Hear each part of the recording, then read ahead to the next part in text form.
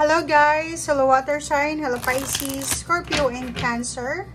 Welcome dito sa aking channel, Palaran 888. Welcome. Alamin natin kung anong messages, vibration, gabay energy para sa inyong lahat. Ito ay para sa araw na ito. Water sign, Pisces, Scorpio, and Cancer. Okay, first two cards natin is Heart, Book. Okay.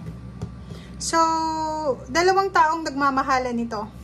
It's either Leo or water sign, Pisces, Scorpio, Cancer. Nakikita natin dito na posibleng may isa-celebrate sila na wedding anniversaries. Balanse kasi siya eh. So, pwede din itong pera. Kasi 10 of Pentacles siya. Posibleng dalawang taong nagmamahalan ng sobrang hardworking para mahanap nila yung fulfillment, achievement sa pera.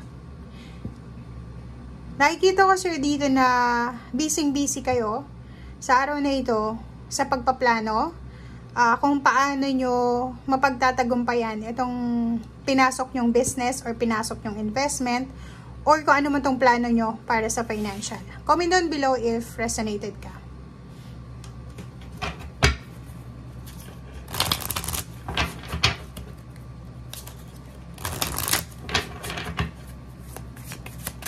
Okay, water sign, Pisces, Scorpio, Cancer. Oh.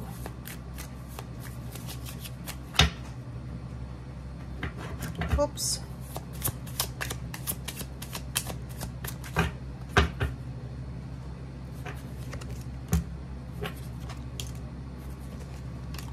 Okay. So, marami tayong baraha dito na gustong lumabas. Una dito guys is meron kang heavenly signs. Like today, Holy Week ngayon, Miyerkules Santo. Mayroon kang mga heavenly signs, pwedeng galing sa langit, galing sa spiritual helpers mo, sa angels, archangels, na kailangan mong maging aware. Okay? Ang mga signs na to, it's either may mga sama ka ng loob, may mga taong kagalit ka, misunderstanding, or may mga taong sinaktan mo or nasaktan ka na kailangan na ng forgiveness or pagpapatawad. Realization and epiphanies. Ang dami-dami ditong realization sa araw na ito. Okay? Like, for example, yung mga past mo, past mistakes, past pain, hurts, or kung ano man tong nangyari sa'yo sa nakaraan. Marirealize mo, water sign, na worth it pala kung ano man itong pain. Like, for example, kung nag-suffer ka alone dati, ngayon, marirealize mo na, worth it pala yung pagsasuffer ko dati, worth it pala yung pagsasakripisyo ko dati, worth it pala to. So, ang dami mong clarity. Maraming clarity sa buhay mo ang darating sa araw na ito. Nakikita natin dito na may iba sa inyo dito na may papasukin kayong bagong career. So, if ever bagong business siya, bagong career, busy ka sa pagre-research kung paano ito tawag dito, kung paano mo sisimulan ito. Okay? So, researching, hahanap ka ng information, naghahanap ka ng mga taong pwedeng mapagkatiwalaan mo dito. So, may gusto kang buksan na business, parang ganun. So, nakikita ko sir dito na may mga prospect ka na kung sino yung taong yon, kaso lang, natatakot ka. Kasi baka tangayin nila yung pera mo. Parang gano'n. So, sinasabi ng baraha sa'yo dito na humingi tayo ng signs sa ating Panginoon, sa ating angels, archangels, kung ano ba yung pwede dito sa pinaplano mo. Lalo na may involved na pera. Okay?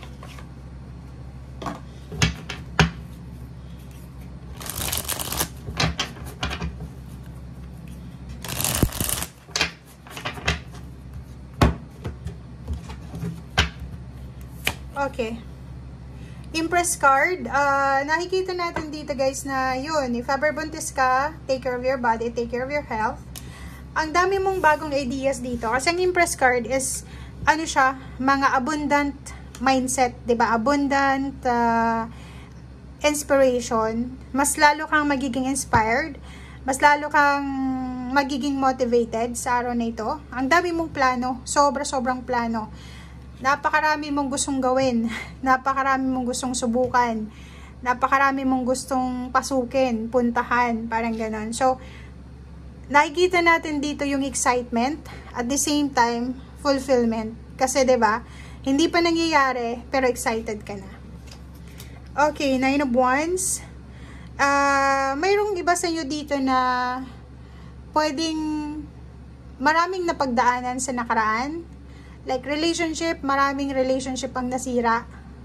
Maraming pagkakataon na ikaw yung binackstab, ikaw yung sinaraan, ikaw yung niloko, na pwedeng nagbigay sa'yo ng trauma. Traumatic experiences yun, lalo sa kapamilya. But ngayon, kahit nagkaroon ka ng trauma, parang mas lalo kang naging wise, yun nga yung realization mo dito, mas lalo kang naging matalino, mas lalo kang naging strong, parang ganun. So, yung mga nangyari sa'yo sa nakaraan na parang nagpabagsak sa yung emotion, nagpabagsak sa yung tiwala sa sarili, ay siya yung sandata mo ngayon, 'di ba? Na parang iniisip mo, lalo sa araw na ito, na sobrang mahal ka pala ng Panginoon. Marami palang mga guidance spiritually na nakaantabay sa'yo 'di ba? Parang ang question mo ngayon sa araw na ito na may nagawa ka bang maganda sa iyong past lives? Kasi ang ganda 'di ba? Maraming napagdaanan kang parang bumagsak ka na sa buhay emotionally.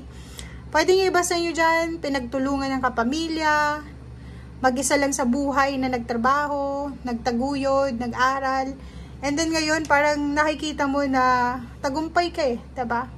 So nagbunga lahat ng pagsasakripisyo mo. Page of Pentacles, mayroon ditong pangyayari, water sign, Scorpio, Pisces, Cancer, na darating, hindi muna sa ngayon, pero sa future mo. Pwedeng next year or for the next coming months, malaking halagang pera to. So, yun, if ever may bago kang career, bagong business, sinasabi ng bara sa'yo dito na malaking success ito na darating sa future mo. So, ituloy mo na, diba? Six of Cups, may mga gustong pumasok ulit sa buhay mo, may gustong bumalik.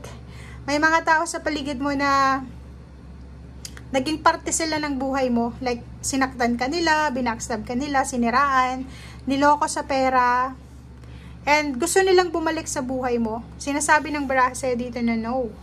Pwede kang mag-forgive, pero hindi ka na dapat nakikipag-communicate sa kanila. Diba? Six of Swords ka na Instead na mag-romanticize ka ng past mo, kasi iisipin mo, naging maganda yung relationship nyo dati, kasi bigay ka lang ng bigay. Pero nung time na na-realize mo na, ay, kailangan ko pala ng self-love, yun, siniraan ka na, binackstab ka na, or niloko ka na. So, nandito ka na sa Six of Swords ngayon So, bakit ka pa babalik sa Six of Cups? Diba? So, sinasabi ng barasa sa'yo dito yun. Continue lang, water sign, Pisces, Scorpion, Cancer, kasi papunta ka na doon sa lugar na mas tahimik, or nandun ka na siguro sa lugar na mas tahimik, na wala na yung mga negativity, mga taong dinidiktihan yung lahat ng mga actions mo, mga decision mo sa buhay. Wala na sila wala na silang magagawa sa'yo sa ngayon. Okay? So, posible din na parating na yung stability sa iyong pamilya. If ever man na lilipat kayo sa bagong yung bahay, pag-aari yung bahay, tapos na yung pinaparenovate mong bahay, pinapagawa mong bahay, meron ditong mga housewarming, house blessing, may travel na gagawin, may babalik ng Pilipinas, meron ditong pupunta ng ibang bansa, meron ditong magbabakasyon, meron na lilipat ng trabaho, may bagong career, or kano pa man siya. Comment down below. O, diba? Tingnan mo. Sobra-sobra yung stability na parating sa buhay mo. Kaya ang ganda.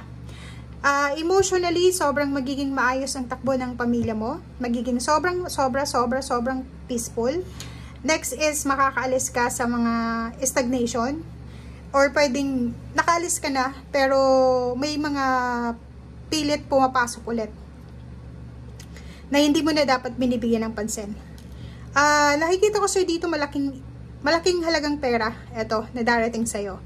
It's either inheritance, pwedeng may binibenta kang bahay, lupa, sasakyan, or pwedeng malaking halagang pera to na matatanggap mo. Kayong mag-asawa, kung may asawa ka, may girlfriend, boyfriend, or may parents ka pa, nakikita natin dito na malaking halagang pera itong nasa bangko na to. Okay? Or malaking halagang pera ito na dadaloy sa buhay mo. Okay? Thank you guys. Bye!